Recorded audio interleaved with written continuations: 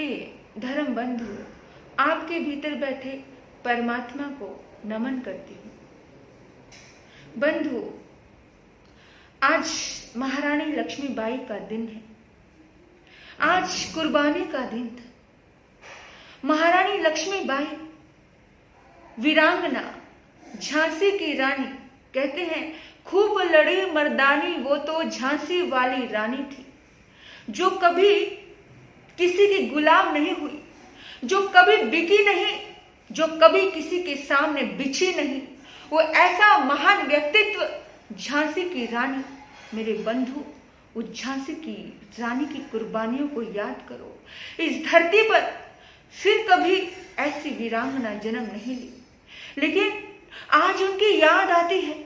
उनका पूरा व्यक्तित्व जब हम पढ़ते हैं तो रोए रोए से उसको नमन करने की इच्छा होती है कि किस तरह से उसके मन में दया भी थी, करुणा भी थी, उसके मन में शेर जैसे गुण भी थे। और कहते हैं हिंदुस्तान की शेर ने, जिसने अपने पूरे हिंदुस्तान के लिए अपने आप को कुर्बान कर दिया, जिसने कहते उसने एक ही भाव सोचा, मत जुल्म करो, मत जुल्म सहो। उसने जुल्म सहा नहीं, और जो जुल्म सहता नहीं है, जो जुल्म करता नहीं है, उस आत्मा का व्यक्तित्व ऊंचा होता है। वो भगवान महावीर का भाव, जियो और जीने दो, उसके मन में यही भाव था, लेकिन लोगों ने नहीं समझा।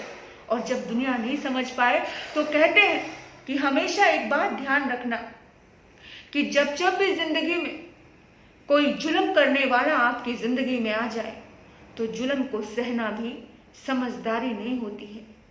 आप में ताकत होनी चाहिए। किसी गलती को गलती कहने की शक्ति होनी चाहिए, और वो ताकत थी महारानी झांसी की रानी लक्ष्मीबाई में।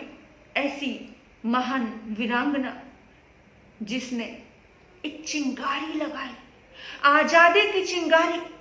और वो चिंगारी, जब आजादी की चिंगारी लगी, तभी हर व्यक्ति आजाद हो पाया।